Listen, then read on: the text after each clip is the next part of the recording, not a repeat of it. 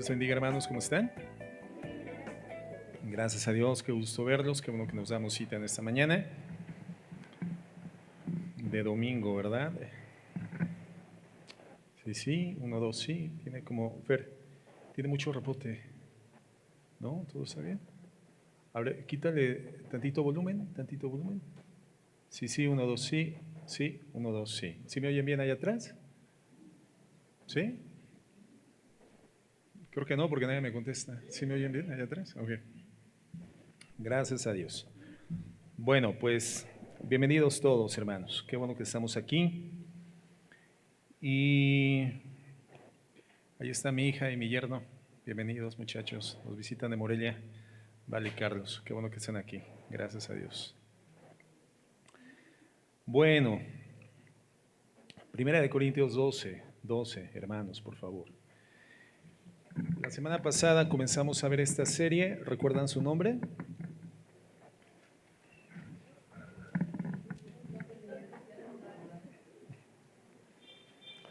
Conductas cristianas saludables. Y dice el apóstol Pablo, porque así como el cuerpo es uno y tiene muchos miembros, pero todos los miembros del cuerpo siendo muchos son un solo cuerpo, así también Cristo. Porque por un solo espíritu fuimos todos bautizados en un cuerpo, sean judíos o griegos, sean esclavos o libres, y a todos se nos dio a beber de un mismo espíritu. Además, el cuerpo no es un solo miembro, sino muchos. Si dijera el pie, porque no soy mano, no soy del cuerpo, por eso no será del cuerpo. Y si dijera la oreja, porque no soy ojo, no soy del cuerpo, por eso no será del cuerpo. Si todo el cuerpo fuese ojo, ¿dónde estaría el oído? Y si todo fuese oído, ¿dónde estaría el olfato? Mas ahora Dios ha colocado los miembros, cada uno de ellos, en el cuerpo como Él quiso. Más adelante el Señor nos menciona, ratifica una vez más que nosotros somos el cuerpo de Jesús. Como comentábamos la semana pasada, el apóstol Pablo pues no tiene la intención de darnos una clase de anatomía, sino que utiliza esta ilustración inspirada por el Espíritu Santo con el propósito de mostrarnos cuán importante es identificar la posición que Dios nos ha dado dentro de la iglesia. Este texto, este pasaje nos habla de que cada uno de los miembros tenemos funciones particulares, habilidades y destrezas específicas e igualmente puntos diferenciadores entre unos y otros, lo que nos permite vivir complementariamente, vinculándonos como miembros de un cuerpo. Y cuando estamos debidamente conjuntados, debidamente coyuntados, hermanos, entonces el cuerpo es capaz de desempeñarse en el desarrollo de las tareas complejas que nos ha asignado. Y la tarea más importante y más compleja que Dios nos ha legado como iglesia, como cuerpo de Cristo en la tierra, es la tarea de la evangelización. Predicar el Evangelio y hacer discípulos que sigan a nuestro Señor Jesucristo. Si el cuerpo no está debidamente coyuntado y vinculado, hermano, esa será una tarea en la que reincidentemente estará fracasando, frustrándose, intentando y cayendo. Lamentablemente, a juzgar por la realidad y por los resultados actuales, pues nos damos cuenta de que hay dificultad en la vinculación de los miembros del cuerpo, de los miembros de la iglesia. Y justamente las conductas saludables al interior de una iglesia cristiana permite que precisamente la vinculación entre sus miembros, su coyuntamiento, su unidad, sea debidamente desarrollada para que la vida, el flujo de la vida cristiana alcance su propósito. Logremos las tareas, alcancemos la misión que el Señor nos ha encomendado. La semana pasada comenzamos a hablar de un componente que es esencial, que tiene que ser parte de la iglesia para que esta forma de vida fluya. Y ese componente, ¿recuerdan cuál es? Sí vinieron, ¿verdad, hermanos? Yo recuerdo que sí vinieron. Bueno, más fuerte, la compasión. Gracias a Dios, hermana Silvia. La compasión, hermanos, la compasión. Conductas cristianas saludables. Una de ellas es la compasión. Y el punto es que cuando una iglesia comentábamos, se encuentra comprometida con la sana enseñanza como nosotros intentamos hacerlo. Comprometida con el cristianismo bíblico, como es nuestro esfuerzo, comprometidas con una vida apegada a la doctrina, en donde el estilo de vida igualmente es el reflejo de lo que conocemos y aprendemos del Señor. Una iglesia en donde estamos constantemente siendo conscientes de la peligrosidad del pecado. Existe un riesgo particular. Parecería una contradicción, pero esto es así. Cuando una iglesia está siendo desarrollada en el esfuerzo de el marcaje correcto, el trazo preciso de la palabra, hay un avance, digamos así, colectivo, al menos en la apariencia, ese progreso hacia la santificación, ese progreso a la vida espiritual recta. El peligro es que haya un desbalance y que comencemos a emitir juicios y condenaciones a las personas que les es más difícil el caminar en la vida cristiana.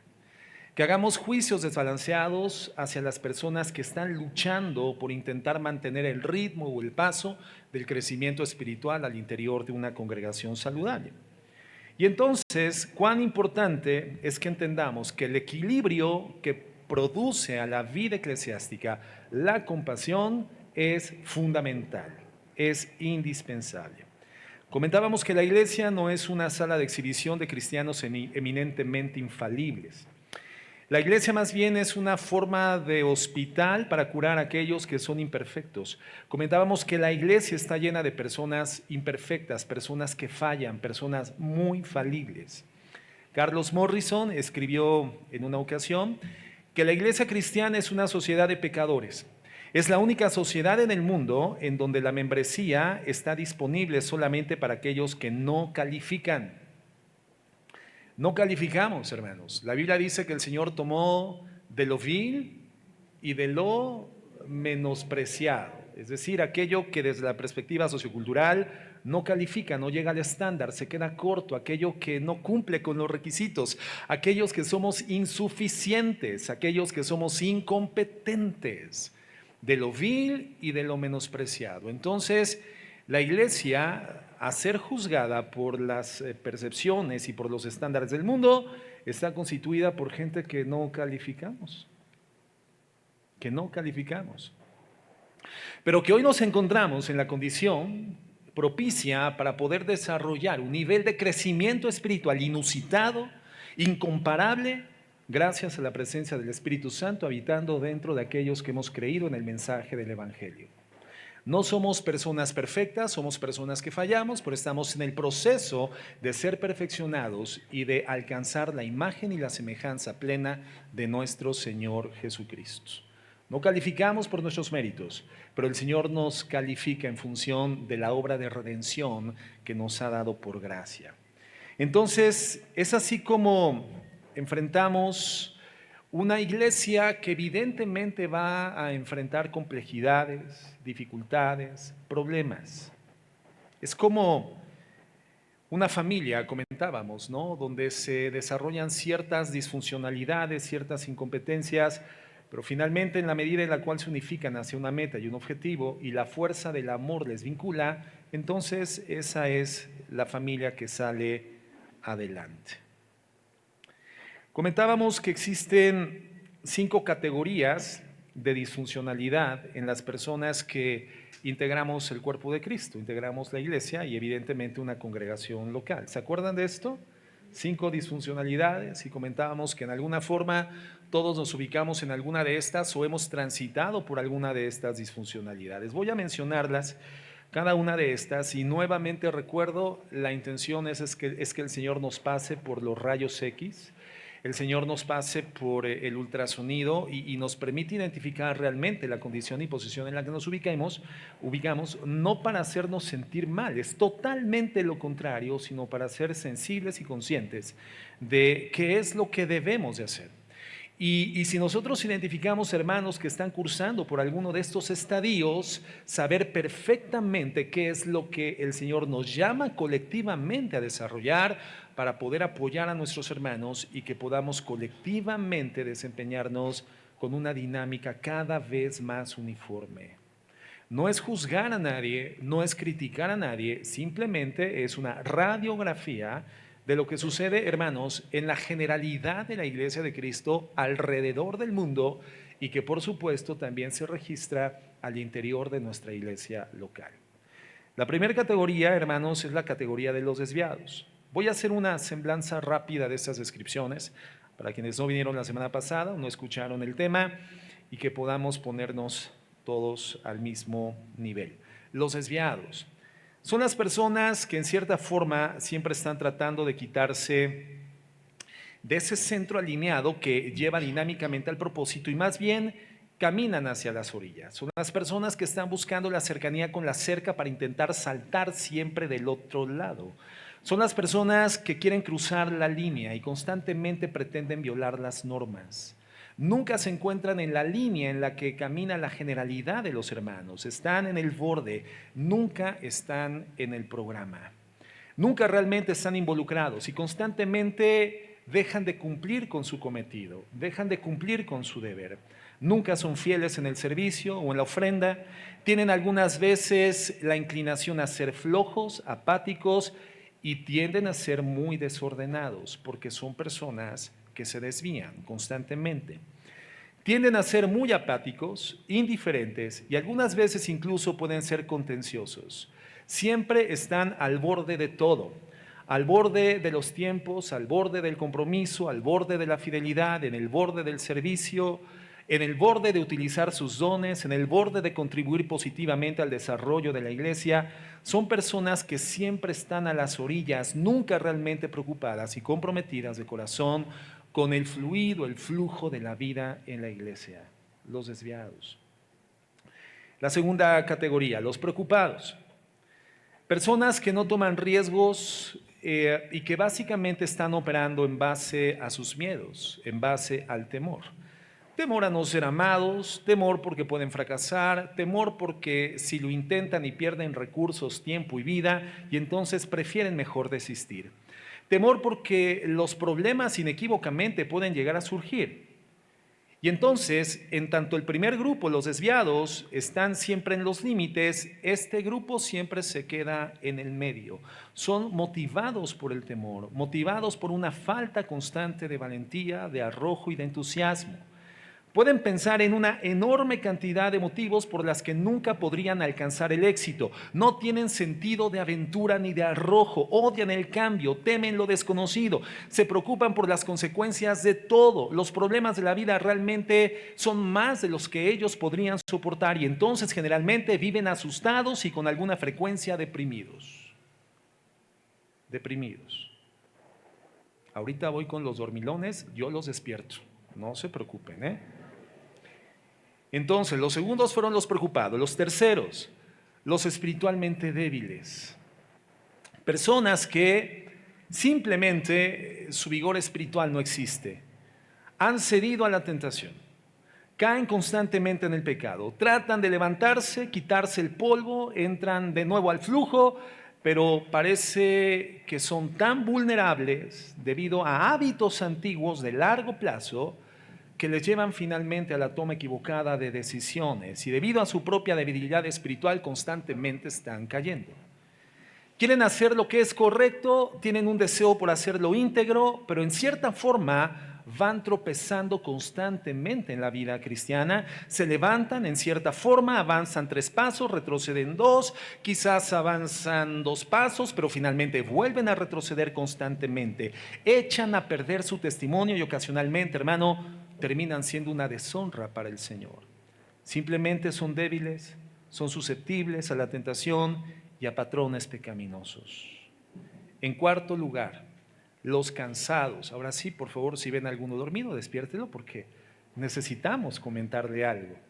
Los cansados, los que siempre se rezagan, hermano, los que no se pueden concentrar, los que se quedan dormidos en la iglesia durante las enseñanzas. La gente que camina arrastrando los pies, no entienden el punto, se tornan olvidadizas y terminan ignorando finalmente los preceptos de la enseñanza.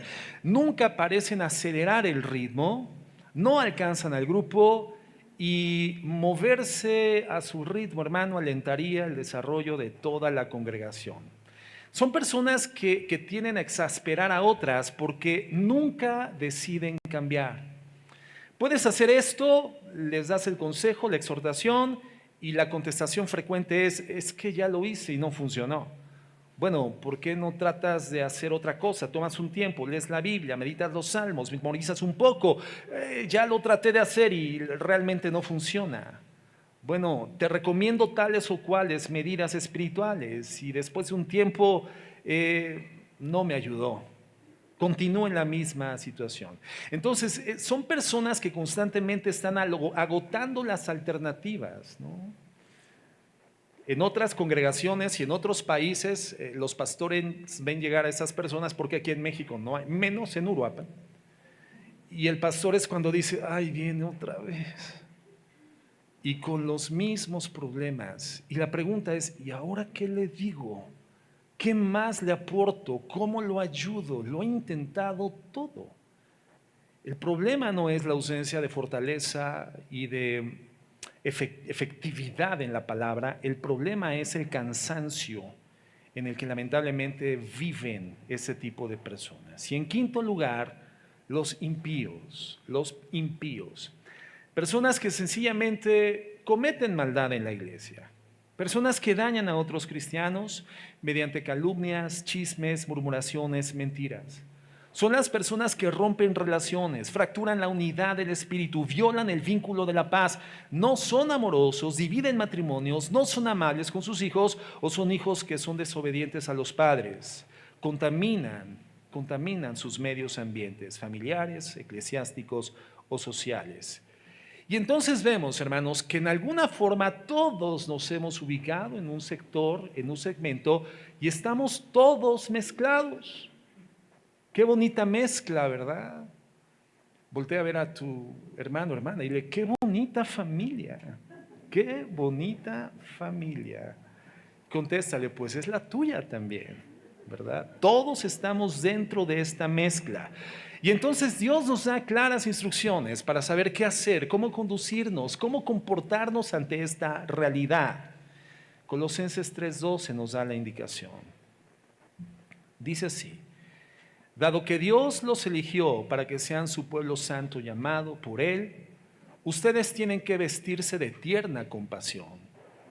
Te das cuenta que no es un indicativo particularmente para los ministros, los líderes o los pastores de una congregación, no es un mandato para los ancianos, es un mandato para toda la iglesia. El exhorto está enviado a toda la congregación. Dado que Dios los eligió para que sean un pueblo santo, habla de toda la iglesia y amado por Él, ustedes todos tenemos que vestirnos de mutua compasión, de tierna compasión, perdón, bondad, humildad, gentileza y paciencia. Entonces, la compasión es un elemento, es un componente esencial para alcanzar el flujo dinámico correcto y el alcance de propósitos que el Señor le ha asignado al cuerpo que es la iglesia. Digamos que la compasión es uno de los ligamentos más importantes. El trato compasivo entre nosotros, a pesar de que estemos categorizados en alguna de estas áreas de la conducta y del comportamiento. ¿Cómo contrarrestamos comportamientos nocivos, conductas nocivas, con conductas correctas? Conductas aceptables, hermanos, como las que estamos estudiando en esta serie. En 1 Tesalonicenses 5:12, el apóstol Pablo, inspirado por el Espíritu Santo, menciona estas 5 categorías. ¿De dónde las sacaron, pastor? Pues de la palabra de Dios, ahí están definidas. Ahí están definidas, hermanos. Pero también nos muestra la manera, la forma en que compasivamente debemos atender cada una de estas conductas. Y dice el verso 14, 1 Tesalonicenses 5:14, dice, también os rogamos, hermanos. ¿A quién le está hablando el apóstol? ¿A los líderes, ministros y ancianos o a toda la congregación? Quiere decir que todos participamos, todos tomamos una posición activa para tratar estas complejidades de la conducta congregacional. Todos, hermanos. Dice, les rogamos, hermanos, que amonestéis a los ociosos, y en otras traducciones a los indisciplinados o desviados, Ahí están los desviados de los que hemos hablado. Y la semana pasada abordamos hasta este primer punto, cómo debemos de tratar el tema de los desviados. ¿Cómo debemos de tratar con esas personas? Bueno, dice que amonestándolos. ¿Recuerdan que hablamos con cierta profundidad sobre el significado de la palabra amonestación? Amonestación significa aconsejar a la luz de las consecuencias futuras. Es un consejo a la luz de las consecuencias. Es cuando te acercas compasivamente al hermano y le comienzas a instruir, a exhortar, a animar, a alentar y le dices, hermano, la conducta desviada, la conducta desordenada, esa conducta que lamentablemente ha caracterizado tu vida de fe va a generar inequívocamente consecuencias. Efectos nocivos y negativos para tu vida, para tu entorno, tu familia, tus hijos, tus amistades, tu comunidad cristiana. Y entonces vas con la palabra de Dios y amorosamente le instruyes al respecto de esto. Un comentarista bíblico, hablando sobre lo que significa la palabra amonestar, dice lo siguiente: significa darle un sentido de algo, darle a alguien algo de sentido de lo que está haciendo y a dónde va. Demanda cierta cercanía y cierta intimidad, acercarse lo suficiente a alguien para colocar y darle algo de sentido en su mente acerca de su conducta. Es un reconocimiento de que la conducta de alguien necesita ser transformada, no por castigo, sino por influencia. Por lo tanto, hermanos, es una palabra positiva. Amonestar no es una palabra de juicio, es una palabra que involucra la idea no de un juez, sino de un amigo íntimo, cercano, que se aproxima y entonces comienza a alentarte, advirtiéndote las consecuencias de no cambiar la conducta. Entonces no tiene el sentido de actuar como un fariseo, no tiene la idea en un sentido de superioridad ni de condenación, pero sí da la idea de venir al lado de la persona para advertirle las consecuencias. ¿Cuánto necesitamos ser compasivos y amonestar a los hermanos que viven desviadamente al interior de la iglesia? La segunda categoría que hemos abordado, los preocupados. ¿Qué es lo que tenemos que hacer con la gente preocupada? Ya vimos cuáles serán sus características. Hemos dicho que son las personas que se encuentran en esa condición, en el medio, y en cierta manera es un grupo que adolece de fe, por eso vive preocupada. Una persona que tiene una fe activa en el Señor, en ese proceso creciente por vía de la genuina y constante comunión con el Señor, una persona que ha edificado una vida de intimidad genuina con Dios, que ha cultivado su trato con Dios, es una persona que inevitablemente comienza a desarrollar una sólida y cada vez más amplia confianza en el Señor. Y por lo tanto comienza a caminar libre de la preocupación, libre de la ansiedad. Entonces el preocupado es la persona que no ha desarrollado su fe, la persona que constantemente entra en estados de estrés, la persona que ante la adversidad mengua, debilita su alma y comienza a preocuparse o a llenarse de ansiedad. Primera de Tesalonicenses 5:14 dice más adelante que alentéis a los de poco ánimo. Ahí están los preocupados. Que alentemos a los de poco ánimo, a los preocupados. Literalmente, hermano, en el griego esta palabra, poco ánimo, significa la gente de una alma pequeña. Una alma pequeña, una alma débil. Fíjate, Aristóteles, uno de los filósofos más connotados de la época dorada de la filosofía griega, en el contexto de esta filosofía, él definió al hombre ideal, a la persona ideal, como el hombre de una alma grande. Diferente totalmente, antagónico a lo que significa el vivir preocupado, alma pequeña, alma reducida. Bueno, Aristóteles decía, el hombre ideal es el hombre de alma grande. En otras palabras, el hombre que puede abrazar todo tipo de cosas, metas, ideales, puede abrazar objetivos importantes. Es el hombre que es aventurero, valiente, es el hombre que tiene lugar en su corazón para alcanzar y abrazar muchas cosas. El equivalente, hermano, en el sánscrito, que es una lengua muy antigua, es la palabra Mahatma. Mahatma. Y Gandhi, el líder espiritual pacifista de la India, tomó esta palabra, Mahatma, y la usó como si fuera su nombre, porque justamente él quería identificarse con un hombre de alma grande, con una causa grande y una gran capacidad para abrazar una gran nación con todas sus necesidades a través del pacifismo. Eso es lo que significa alma grande, hermanos. Un alma que alcanza, que puede, que abraza, que objetiva, que se aventura, que se arroja. Esa es la persona con gran valentía, de nuevo, dispuesto a arriesgar por la causa noble, que tiene un sentido de aventura, que está dispuesto a jugarse la vida y confrontar los desafíos, que no se va para atrás, que se arroja, que no tiene temor frente a la dificultad, que no tiene temor de la persecución, que tiene una gran visión, que puede mover a la gente a una gran causa y motivar sus corazones para esa causa. Esa es la persona de alma grande. Pero lo que nos está diciendo la Biblia es que eventualmente hay una ausencia de este tipo de almas al interior de las congregaciones. Y más bien, lo que podemos ver con relativa frecuencia son personas de alma pequeña. Es decir, personas que odian el cambio porque temen a lo desconocido, se preocupan por todo. Personas negativas ven lo peor de todo, no ven las soluciones, generalmente ven el problema, ven las desventajas de todas las cosas, carecen de valentía, no quieren intentar nada.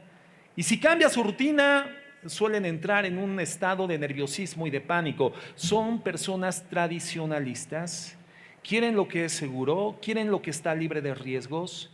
Obviamente su vida evangelística, su evangelismo es pobre y si llega a existir, hermano, es gente que no le agrada relacionarse con la gente no alcanzada porque siente cierto temor de involucrarse con alguien que pudiese contaminarle. Y entonces, hermano, es gente que se reduce a coexistir en un pequeño grupo donde se siente seguro, donde se siente resguardado. Se desaniman fácilmente, son derrotados fácilmente.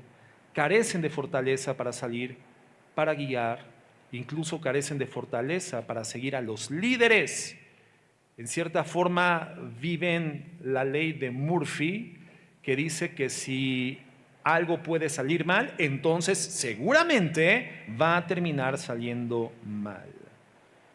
Las crisis de la vida son más de las que pueden soportar y van a encontrar una razón por la que nada debería de cambiar jamás. Esas son personas de alma pequeña, hermanos, difíciles de tratar. Y cuando todo el mundo está listo para avanzar, ellos están listos para detenerlos. Carecen de visión, temen al fracaso, pero terminan fracasando. Carecen de valentía para dar testimonio. Tienen héroes, pero nunca alcanzan a vivir como sus héroes. Ahora, ¿qué tenemos que hacer con estas personas? ¿Qué dice la palabra de Dios? Versículo 14. Tenemos que alentarlos. ¿Tú qué harías generalmente con una persona así si no te identificas con este perfil de conducta y de personalidad, este nivel de subdesarrollo del carácter cristiano? Eventualmente el mundo lo que haría sería despegarse, ¿no? Aislarlos, segregarlos, no vincularse demasiado. Y es más, que pública y socialmente no me vean muy cerca de él porque yo no quiero que me comparen con él, entonces busco mantenerme distante. Pero lo que la Biblia le dice a la iglesia, sabiendo que este perfil de corazón existe dentro de las congregaciones, es totalmente lo contrario. Nos está diciendo que los alentemos. Este es un enfoque, hermano, extraordinariamente compasivo y positivo. No hay juicio, no hay juez, hay amistad, hay intimidad y cercanía. El significado básico de esta palabra significa estar cercano a la persona, hablarle a alguien estando de su lado. Entonces, nuevamente, ¿para quién es este mandato de alentarlos? Para todos. ¿Qué significa? Hermano, que tienes una responsabilidad de enseñar a estas personas en la base de la amistad. Fomentar una relación con ellos, una amistad. Tienes que estar ahí a su lado para consolar, fortalecer, reafirmar, animar, refrescar, renovar, revivir si es necesario. Eres llamado a estar ahí para motivarlos, alentarlos y edificarlos. Compasión. Cuando no existe esta conducta con las almas pequeñas en la congregación, ¿qué sucede?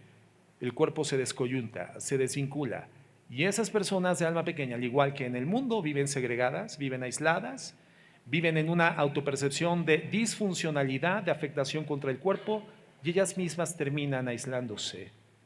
El Señor nos llama a estar vinculados para que se geste el flujo del cuerpo, el flujo de la vida para sus propósitos. Entonces, alentar a los de alma pequeña, hermanos, es un ministerio extraordinario. Y la iglesia necesita estar ocupada haciéndolo todo el tiempo. Una iglesia cristiana de verdad es compasiva. No menosprecia a la gente así. Ahora es probable que ese tipo de personalidades pues tengan antecedentes que les hayan llevado a asumir una conducta de este tipo. Generalmente son personas que han pasado por algunos fracasos en el pasado, tal vez dificultades en su niñez. Hermanos, hemos tratado con personas que sufrieron de bullying, por ejemplo, en la escuela, en la infancia.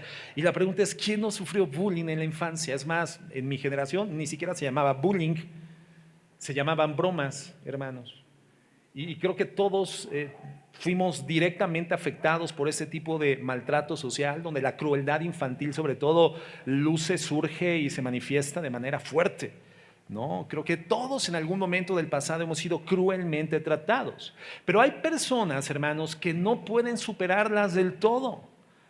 Y entonces desarrollan un entendimiento inmaduro de la bondad, de la grandeza de nuestro Dios, y por lo tanto existen en esta condición, digamos, de disminución de su alma.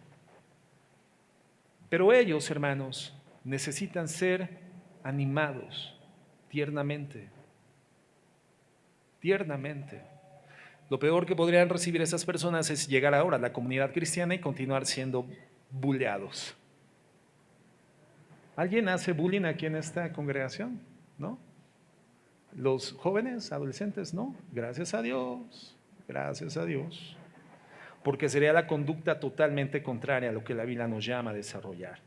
Ellos necesitan ternura, compasión. Y nosotros tenemos que colocarnos a su lado y llevarlos a transitar hacia una zona de fortaleza. Darles consuelo, hermanos, a través de nuestra proximidad y cercanía. Es decir, en vez de ser la persona con la que no quieres tener contacto, tiene que ser la persona a la que busques adherirte, darle tu comunión, aliento, tu oración. Oración por ellos, por valentía, por fortaleza. Entonces la tarea es consolarlos y sembrar en sus corazones esperanza. La esperanza que le ha dado fortaleza a tu alma, que el Señor está edificando una iglesia y que Él forma parte de esa iglesia. Él está dentro del programa de edificación del cuerpo de Jesucristo, no está fuera. La debilidad de su alma no lo excluye de ser trabajado de parte de Dios y hacerlo funcional en el engranaje de hacer caminar y avanzar a la iglesia de Cristo. La esperanza, hermano, de la salvación segura en Cristo, que no puede cambiar jamás. Porque si algo le puede dar fortaleza, tamaño y dimensión a una alma, hermano, es la garantía, la seguridad de que la salvación en Cristo es una absoluta seguridad y es un efecto por gracia que no cambiará jamás. Entonces somos llamados a darles el aliento del propósito soberano de Dios, la providencia de Dios. Esa providencia que se desarrolla por la buena voluntad de Dios para el bien de ellos también. Darles aliento, el amor de Cristo, un amor incondicional, un amor inmortal, un amor que no disminuye y que no deja de ser. No segregarlos. Puede ser que aquí estemos una mayoría en este segmento, hermano. El aliento de la resurrección final del Señor Jesucristo y de nuestra resurrección, hermanos. Entonces, nosotros venimos al lado de ellos y de forma compasiva y amable y con ternura, venimos con ellos para crecerlos en fortaleza. Compasión. Tercera categoría. ¿Qué hacemos con los de la tercera categoría? Ay, no, con esos ni a la esquina. Yo, ay, sí les doy la vuelta, pastor. Los débiles. Y en cierta forma todas esas categorías hablan de debilidad, pero específicamente se mencionan aquí los débiles. Continúa diciendo el verso 14, que sostengáis a los débiles, a los débiles. Y estas son personas, como ya comentábamos, que carecen de fortaleza moral. Y en consecuencia, hermanos, pues de vigor espiritual. Son los que son temerosos, se preocupan, los que siempre son derribados por la tentación. Débiles. Una persona débil no puede mantenerse firme. Recuerda que la definición de firmeza es permanecer ubicado en el lugar donde fuiste posicionado sin que nada te mueva. Eso es ser firme. Uno de los pilares o uno de las columnas están firmes. Todos podríamos intentar sinergéticamente empujar hacia alguna dirección y no los vamos a poder mover porque están firmes. Pero si tú quieres movilizar el pedestal de este micrófono, hermano, con un dedo lo mueves porque no está firme, es débil. Ya hay personas débiles. Y lo que la Biblia dice que tenemos que hacer con los débiles es justamente soportarlos. Son los que son temerosos. Y es el tipo de persona que con frecuencia se cuestiona a lo largo de los años, no sé si soy cristiano, todavía me pregunto si soy redimido por Cristo. Personas que avanzan por un tiempo y caen en patrones de pecado y de tentación. Es decir, sus vidas van en una especie de espiral descendente. Y el punto de esto, hermano, es que cuando tú quieres vivir tu cristianismo en la carne, cuando quieres vivir tu cristianismo en tu capacidad humana, sin la firme determinación de efectuar una comunión con Dios por el Espíritu Santo, entonces estás perdiéndote de vivir la victoria del cristianismo en la vida humana, porque estás constantemente cayendo en patrones de pecado, patrones de impiedad, y como consecuencia, como Pedro dice, han olvidado que sus pecados son perdonados. Desobediencia constante y la confianza y la certeza que el Espíritu Santo les da por la obediencia no pueden experimentarla. Personas que están por debilidad espiritual reincidiendo en el pecado. Algunos de ellos podrían ser débiles porque continuamente pierden ante la misma tentación. La misma. Regresan y caen, regresan y vuelven a caer. Simplemente son golpeados porque ese ataque continuo no cesa y su espíritu débil no resiste. Parecería que nunca lo han superado y que jamás lo superarán. El punto es que son espiritualmente inmaduros. Les hace falta desarrollar peso espiritual. Peso espiritual. En la comunión con Dios, en el conocimiento de quién es Dios y en la resistencia ante la tentación, porque la tentación siempre va a existir. El punto es cuál es mi respuesta a la tentación. ¿Soy débil o soy firme? Peso espiritual. Hemos hablado de esto mucho en el pasado, hermano. Es como los jugadores de fútbol americano de las líneas defensivas, que tú los ves, te sale uno en la noche en un callejón oscuro y tú sales corriendo, pero este mastodonte me va a aplastar o me va a robar, ¿qué me va a hacer? ¿Qué puedo hacer contra tremendo tonelaje? ¿Has visto a los jugadores de fútbol? Creo que son los linebackers, no sé, ¿sí? Los defensivos. Tremendas corpulencias, hermanos. ¿Pero por qué son defensivos? ¿Por qué no son ofensivos? ¿Por qué no son alas? ¿Por qué no son quarterbacks? ¿Por qué no son corredores? Porque no tienen la agilidad para hacerlo, pero tienen el peso para no dejar pasar al atacante contra su quarterback, contra su mariscal de campo. A ver, muévelos de su posición. No puedes. Frecuentemente ves cómo los jugadores a la ofensiva rebotan contra los defensivos porque el peso es inamovible. Peso espiritual. ¿Y cómo desarrollas peso espiritual?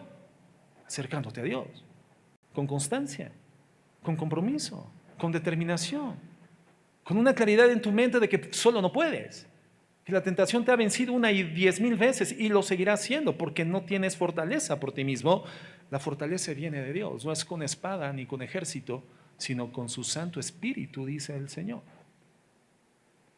Entonces, hermanos, gente espiritualmente inmadura que tiene estos patrones de largo plazo difíciles de romper.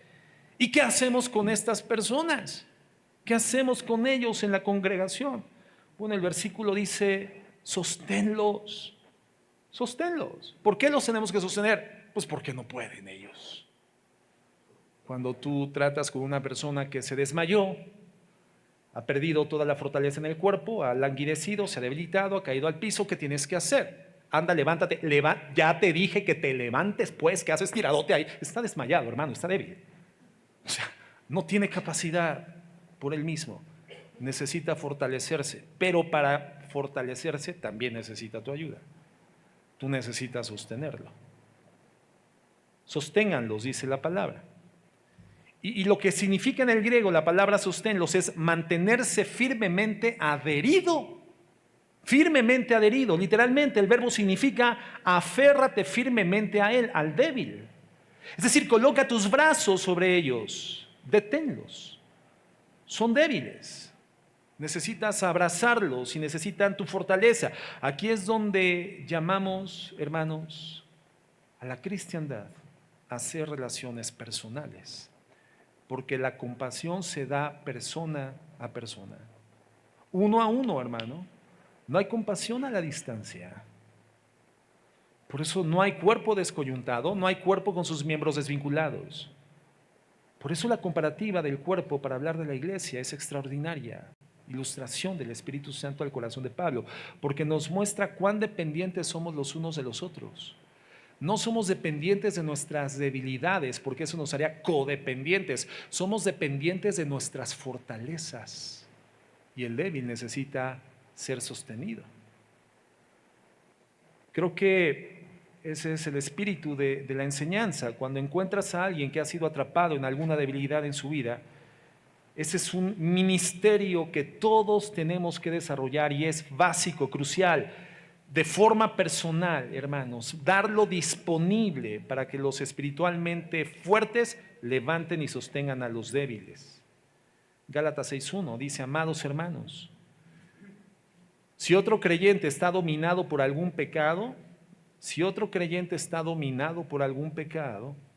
ustedes que son espirituales deberían ayudarlo a volver al camino recto. ¿Con qué? ¿Con qué dice? Mansedumbre. Bueno, estoy leyendo la Biblia de las Américas, ahí es la Reina Valera. Bueno, en esa traducción, perdón, es la Nueva Traducción Viviente, que es una versión parafraseada. Sí, creo que no la tenemos, ¿verdad? Ok, pero yo se las voy a leer. Dice lo mismo, solamente que parafrasea, o sea, lo explica con palabras más comprensibles. Dice: amados hermanos, si otro creyente está dominado por algún pecado, ustedes que son espirituales deberían de ayudarlo a volver al camino recto con ternura y humildad. Se traduce como con mansedumbre, eso es, ternura y humildad, es decir, con compasión. Y tengan mucho cuidado de no caer ustedes en la misma tentación.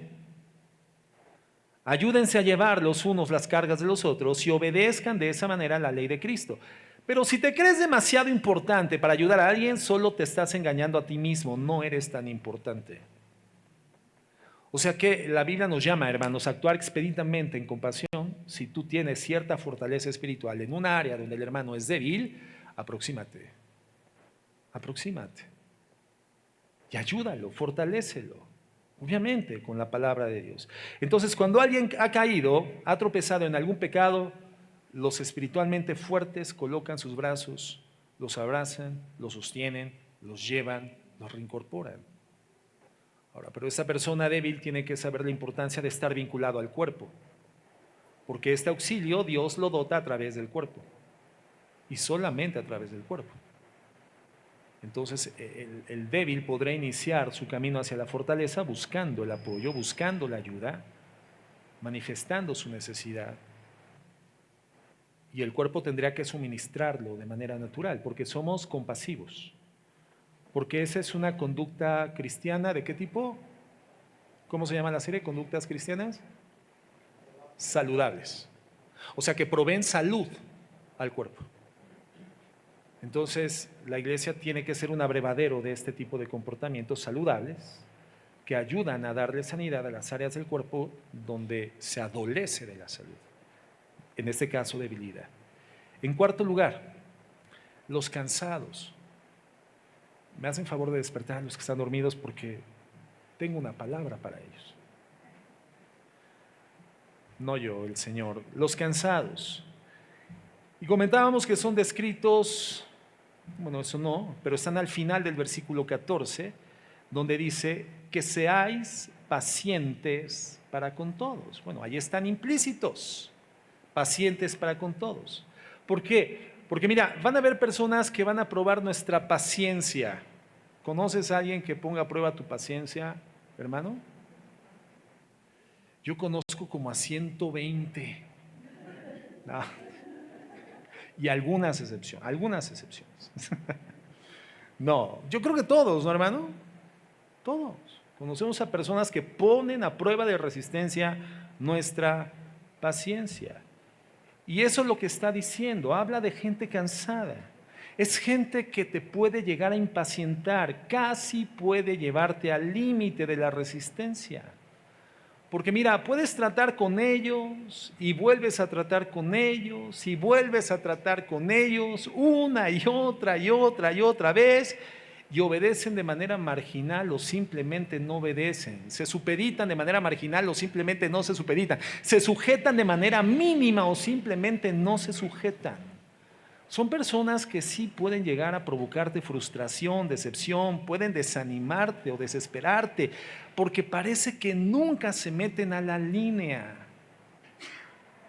Generalmente resisten todos los esfuerzos por enseñarles. Personas que cuando das una instrucción siempre tienen una justificación. La obediencia para ellos es algo que no forma parte de su cronograma, de su idiosincrasia, de su cosmogonía, de su vocabulario. Es algo complejo. Hay una resistencia a la obediencia. Entonces resisten los esfuerzos por enseñarles, por prepararlos, disciplinarlos, exhortarlos, fortalecerlos, inspirarlos, motivarlos, alentarlos. Tú puedes estar en esta dinámica, pero este tipo de persona, particularmente este perfil, hermano, es complejo. Parecería que no entienden el consejo, el precepto. Es como si corrieran con la carrera con pesas encima. Llevan todos los estorbos arriba de ellos. No tienen la capacidad de esforzarse. Son indisciplinados en asuntos básicos, en asuntos espirituales. Y estas hermosas personas, y no lo digo de manera socarrona ni sarcástica, porque son personas hermosas, hermanos, en Cristo, prueban la paciencia de todo mundo. ¿Cómo tratamos con ellos? Bueno, la Escritura dice, sean pacientes, pacientes. Y la palabra paciencia en el griego es sufrir a largo plazo, sufrir a largo plazo. Es decir, hermano, si estás cercano a alguna de esas personas, o si no lo estás, pero ya identificaste quién, entonces acércate compasivamente. Pero tienes que estar preparado, hermano, para los largos plazos, porque va a requerir esfuerzo y trabajo. Y Dios, hermano, es paciente. ¿Cierto o no? ¿Dios ha sido paciente contigo? ¿Cierto o no? ¿Sí o no? Hermano, Dios ha sido paciente con todos. ¿De dónde aprendemos esta virtud, esta conducta correcta, saludable? De Dios, de Dios. La paciencia es una cualidad que proviene del Señor, hermano. De hecho, es una evidencia del fruto del Espíritu Santo. Es un elemento factorial del fruto del Espíritu Santo. Amor, paciencia y los otros 7 elementos constitutivos del fruto. Paciencia, hermanos. Y Dios puede usar tu relación y cercanía a una persona así como una herramienta para ejercitar y desarrollar tu paciencia. Y hay quienes dicen, ay, tú eres el enviado de Dios para ejercitar mi paciencia. ¿No? Hombre, Dios te envió para hacerme paciente, de verdad. Pero no funciona así, hermano, no funciona así. No. Porque esa persona o esa relación va a ser una herramienta funcional en Dios, en las manos de Dios, para generar paciencia en ti, solamente, hermano, si tú estás cultivando una comunión con Dios. Si tú estás viviendo en disciplinas espirituales, una vida de oración, una vida de comunión con el Señor, la meditación de la palabra, vida congregacional comprometida, entonces, hermano, lo que va a suceder es que vendrá la paciencia, emergerá y podrás soportar a estas personas difíciles de tratar. Pero si tú no tienes comunión con Dios, hermano, solamente vas a continuar impacientándote. Y el cansancio, hermano, del que te impacienta, solamente va a sacar a la luz tu debilidad espiritual personal. Por lo tanto, comúnmente la persona que dice, oye, es que Dios te puso para desarrollar mi paciencia, es una persona que no va a desarrollar la paciencia. Lo ve como una calamidad. Generalmente esas personas no tienen comunión con Dios y por eso siempre se impacientan con estas personas. Es decir, tu impaciencia en el trato de tales personas sacan a la luz tu debilidad espiritual. Entonces, la persona que puede ser paciente con ellas es una persona que nunca se expresa de ellas de esta forma, porque es lo más infuncional. Referirte a una persona así, Dios te envió para hacerme paciente. O sea, lo que le estás diciendo es cuánto me desagrada tu cercanía, cuánto me desesperas, cuánto me frustras, cuánto me llevas a mi límite. De verdad, ojalá que Dios no te... Señor, ¿por qué? No, hermano, no estarías capacitado. Tú estarías del lado de los débiles y el hermano del lado de los que generan desesperación. ¿Quién está mejor? Ninguno. Ninguno. Los dos están en la urgente necesidad de ser ayudados. Y entonces puede llegar el punto en el que digas, ¿qué más puedo hacer con esta persona? Y tenemos que recordar la paciencia que Jesús mostraba con sus discípulos, hermanos. La paciencia que a lo largo de los años y algunos, muchos años, Dios ha manifestado con nosotros. Personas que parecía que nunca entenderíamos. Discípulos de Cristo que parecía que nunca entenderían, aún hasta el final, hermano. El Señor hubiera podido decir, no, fracasé. Llegué a la cruz y estos no han entendido nada, pero el Señor no desistió. Él sabía que era necesaria la redención y la presencia de su Espíritu Santo, inseminando, llenando la vida de los tales para poder aspirar a ver el resultado de su sacrificio en ellos. La paciencia de Cristo lo llevó al sacrificio, porque había una promesa de redención sobre el mundo caído y perdido en la maldad, en el pecado, en la impiedad, por causa de su entrega. Y el Señor fue paciente. Y hoy el Señor ha recogido frutos a lo largo de la historia. En nosotros probablemente ya existe ese fruto, aun cuando en algunos casos parecería que nunca lo íbamos a entender. Hubo gente que tuvo que ser profundamente paciente con nosotros y yo le doy gracias a Dios por quienes tuvieron que hacerlo con mi propia persona, con mi propia vida. Hermano, yo impacienté a no pocos hermanos mayores en la fe. Algunos me dieron por muerto, pero se les realizó el chamaco, hermano. En cierta medida hemos progresado y hoy Dios nos permite ser pacientes con quienes requieren ese apoyo. Entonces, ¿qué hacemos con ellos? Bueno, simplemente sé paciente, así como el Señor es paciente contigo y te ha soportado a lo largo de tanto tiempo. Y en quinto lugar, hermanos, los impíos. Y ya comentaba, no son los que se vayan los domingos, esos son los limpios. Esos son los impíos, gente sin piedad. Y son mencionados en el versículo 15 de forma implícita. Dice, mirad que ninguno pague a otro mal por mal. Es decir, está hablando de gente que hace mal, gente que daña. Dice, mirad que ninguno pague a otro mal por mal. Antes, y esto es lo que tenemos que hacer nosotros con los que hacen mal, seguid siempre lo bueno unos para con otros y para con todos. Entonces, aquí tenemos a las personas que sencillamente hacen cosas malas, impías, y es el problema más difícil, yo creo que el más severo de todos, porque esas personas simplemente dañan con palabras impías, atacan a la iglesia, atacan a la gente, dañan de forma directa mediante calumnias, chismes, hablan mal, sacan a la gente de la comunión con los demás. Suelen ser personas celosas, envidiosas, odian, se amargan y están enojados continuamente. Suelen decir cosas que no son verdaderas y comienzan a sembrar discordia, roban la virtud, llevan a la gente al pecado, cometen iniquidad que contamina a la iglesia, dañan de manera mala. ¿Qué hacemos con ellos? Bueno, la Biblia dice, no le pagues mal por mal. Antes sigue siempre lo bueno, unos para con otros y para con todos. O sea, somos llamados a buscar lo que es bueno para ellos. No tomemos la venganza por nuestra mano. ¿Qué tenemos que hacer? Ahí lo dice.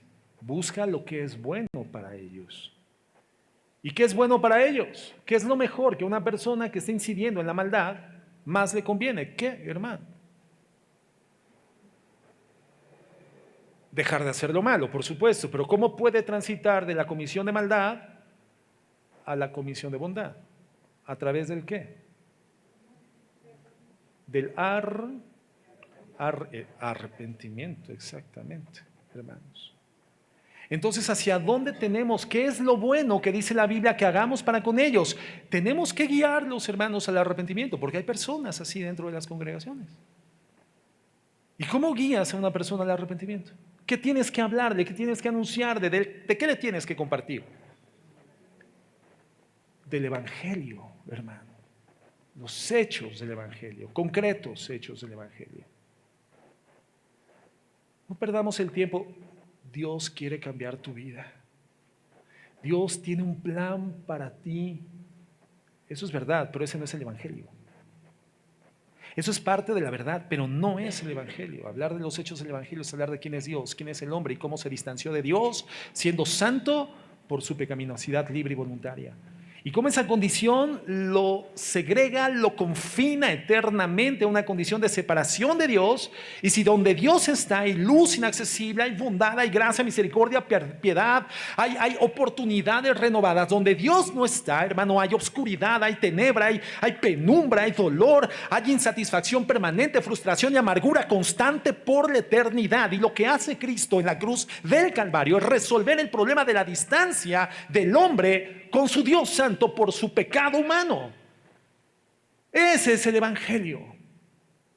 Y el Señor lo que hace es reconciliar al ser humano, reincidir al hombre con su Dios santo, porque en la cruz del Calvario Jesucristo elimina el pecado por el poder de su sangre. Un sacrificio que es ratificado, un sacrificio que es aprobado por el Padre y confirmado a través de su resurrección. Entonces, lo bueno que debemos de hacer hacia la persona que comete maldad, al impío, es guiarlo al arrepentimiento, predicarle de manera concreta el Evangelio. Fíjate lo que dice Romanos 12:17, una descripción de nuestra conducta. Ya entendemos, lo bueno es guiarlos al arrepentimiento, pero para esto, hermano, es necesario no responder a la maldad. Y dice así: nunca devuelvas a nadie mal por mal. Estoy leyendo en la Nueva Traducción Viviente, también una versión parafraseada, la misma. Sigan con su lectura ahí en la pantalla y van a ver cómo es la misma información, solo que esta viene más amplificada. Dice: nunca devuelvan a nadie mal por mal, compórtense de tal manera que todo el mundo vea que ustedes son personas honradas. Hagan todo lo posible por vivir en paz con todos. Queridos amigos, nunca tomen venganza. Dejen que se encargue la justa ira de Dios, pues dice la Escritura: yo tomaré venganza, yo les pagaré lo que se merecen, dice el Señor. La venganza es un terreno divino, es como la alabanza. Tú no te puedes infiltrar en la alabanza para buscar recibir algo, ni siquiera una pequeña parte, una minucia de la gloria que solamente le corresponde a Dios. Bueno, la venganza es igual. Tú no te puedes meter en el área de la venganza porque es un área que le compete enteramente al 100% a Dios. ¿Y por qué Dios se atribuye a sí mismo la ejecución de la venganza? Porque la venganza de Dios es justa. Por eso vemos los modelos en el Antiguo Testamento cuando dice ojo por ojo, diente por diente, mano por mano, pie por pie, ¿no? ¿Por qué? Porque como hombres inclinados a la impiedad e injusticia, hermanos, cuando alguien nos quita una mano, nosotros queremos quitarle las dos manos y los dos pies. Y el Señor dice, no, la justicia yo la aplico, porque yo soy un buen juez, ustedes no. Entonces dice aquí el Señor, o sea, tú no seas vencido de lo malo, deja la venganza al Señor.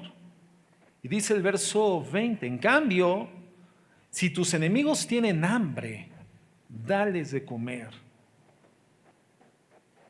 ¿Y qué dice Tesalonicenses? Lo que vamos a leer.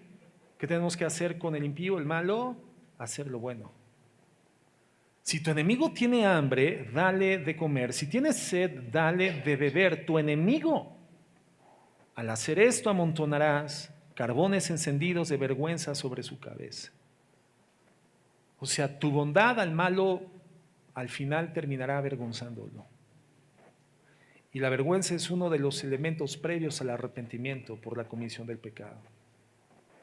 Una persona que peca es alguien que inminentemente va a experimentar la vergüenza y el miedo.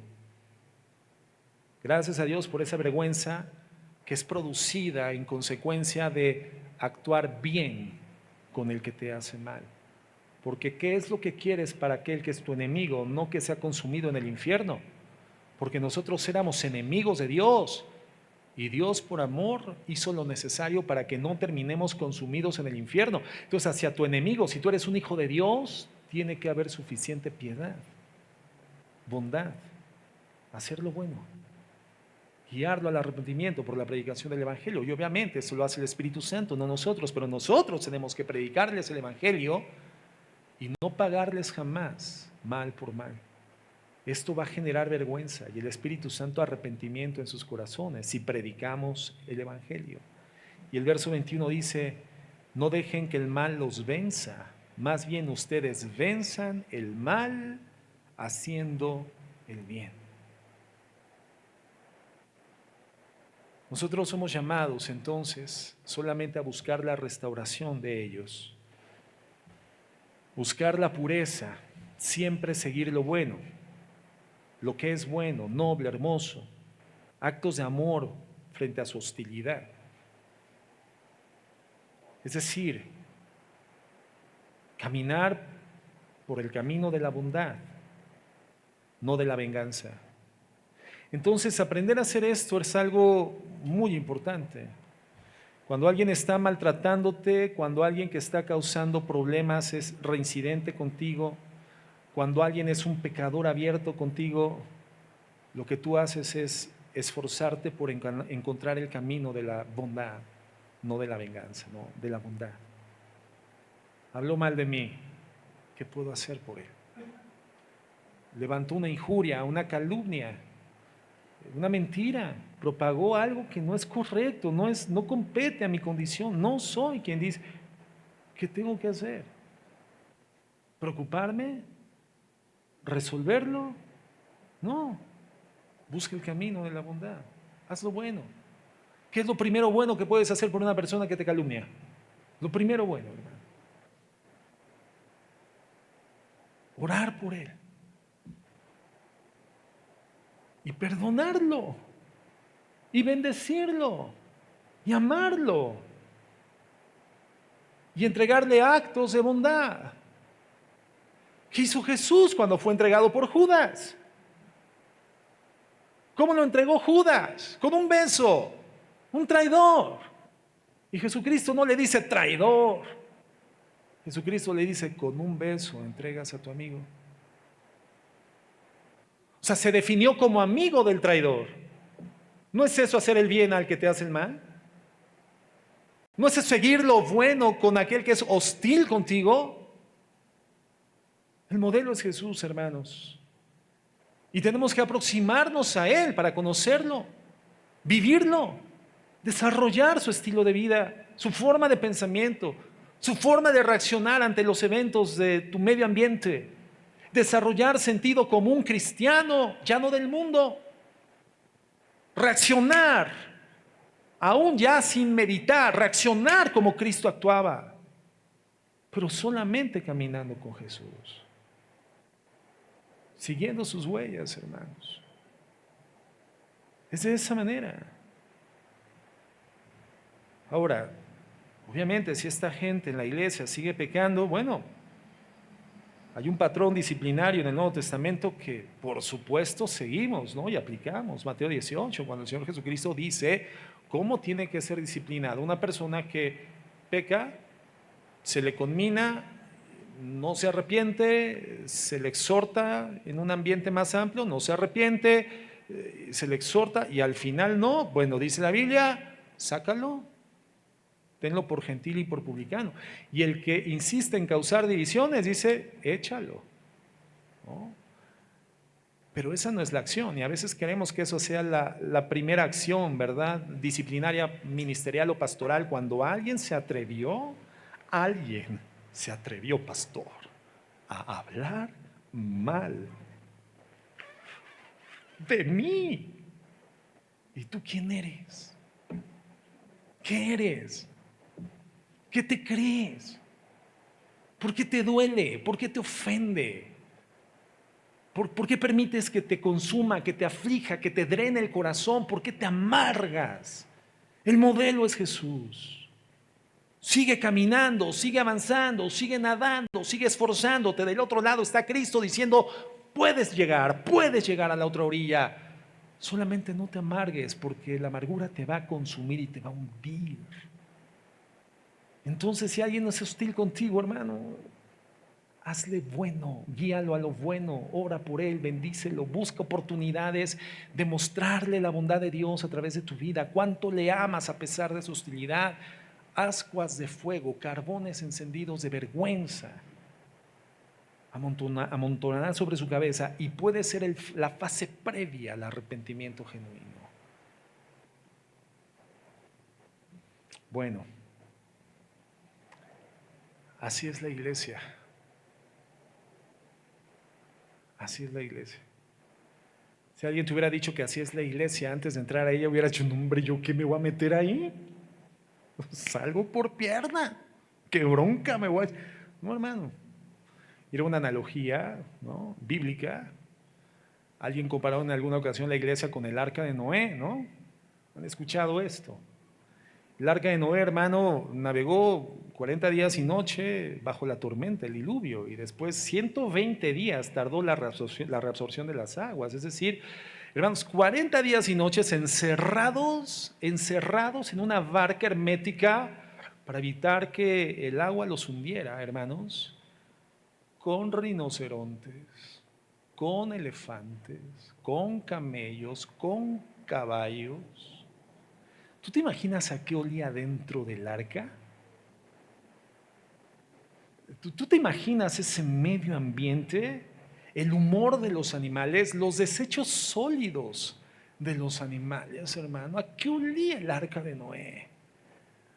Pero, ¿dónde preferías estar? ¿Dentro del arca, en la esperanza de vida, o fuera del arca, ante el juicio de Dios? ¿Dónde? Pues aunque huela feo, aunque la mezcla no sea la más agradable en el aroma, aquí estamos, y es por gracia, y es una bendición, hermanos, habitar como cuerpo. Y en la medida en la que vayamos desarrollando conductas saludables, vamos a permitir que esos malos aromas, esos ambientes viciados, se vayan diseminando. Y entonces el cuerpo vinculado, coyuntado por sus miembros correctamente, por ligamentos como la compasión, va a permitir que fluya, el flujo sea correcto, vayamos progresando, vayamos avanzando. Y en vez de dejar a los que están peleando y lidiando con sus situaciones atrás, los vayamos ayudando, nos adhiramos fuertemente a ellos, los soportamos, seamos pacientes, los ayudemos. Entonces la iglesia va a comenzar a lucir como la hermosa novia de Jesús. ¿Cómo tenemos que estar ataviados cuando el Señor nos llame para las bodas del Cordero? Vestidos como ¿qué? Como una novia. ¿Cuánto tarda una novia en prepararse, hermano, en ataviarse?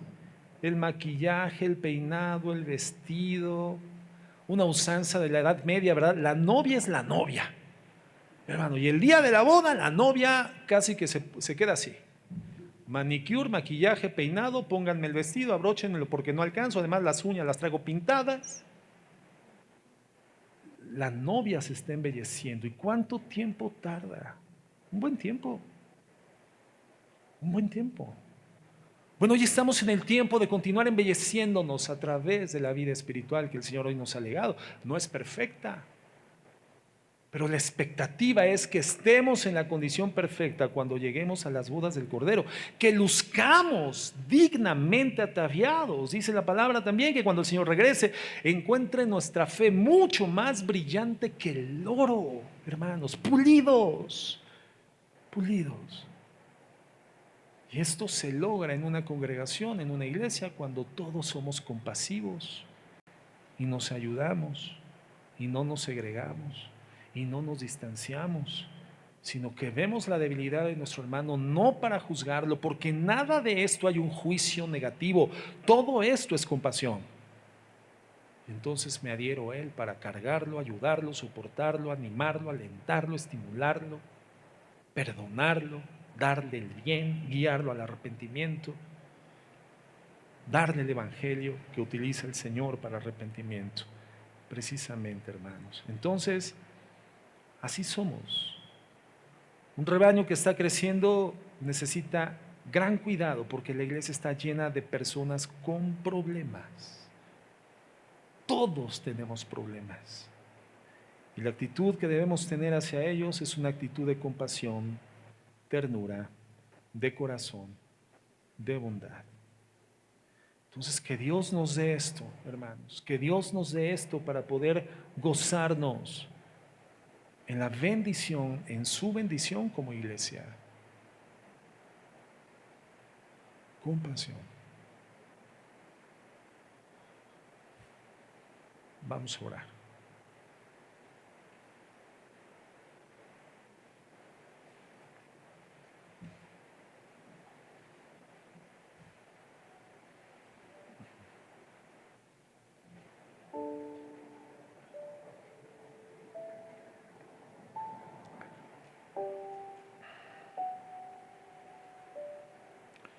Bendito Dios.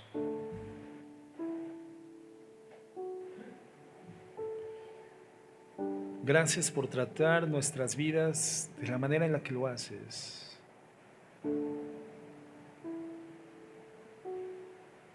Fallamos tanto, tantas veces. Nos quedamos lejos del estándar tan frecuentemente, Señor. Y tú eres compasivo. Una compasión que no tiene límites, Señor, que es tan grande.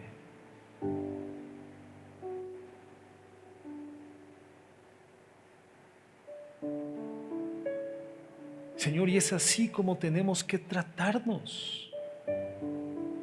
Tratar a la gente en la iglesia, a los hermanos, con compasión.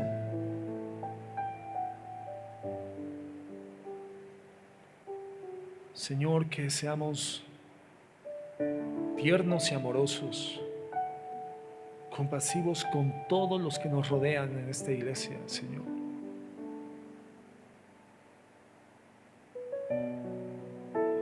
Con los desviados, los rebeldes, con los preocupados, los débiles, los cansados, los impíos.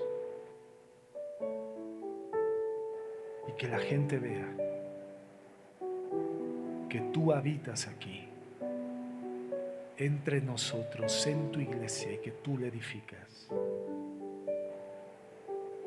Que la gente vea cómo nos amamos. Y entonces estemos en condiciones de que tú añadas a los que sean salvos.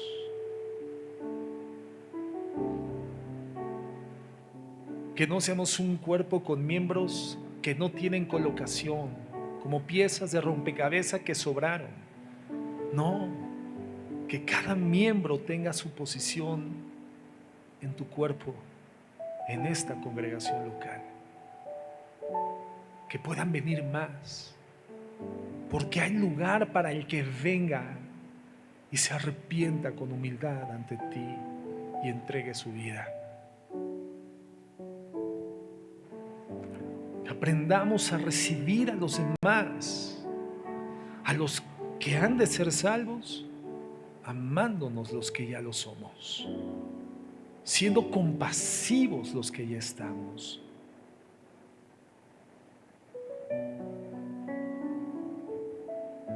Que esto lo podamos vivir desde el interior de nuestras familias, con nuestros cónyuges, nuestros padres, nuestros hijos, y la iglesia no sea más que una escena más grande de la compasión que vivimos.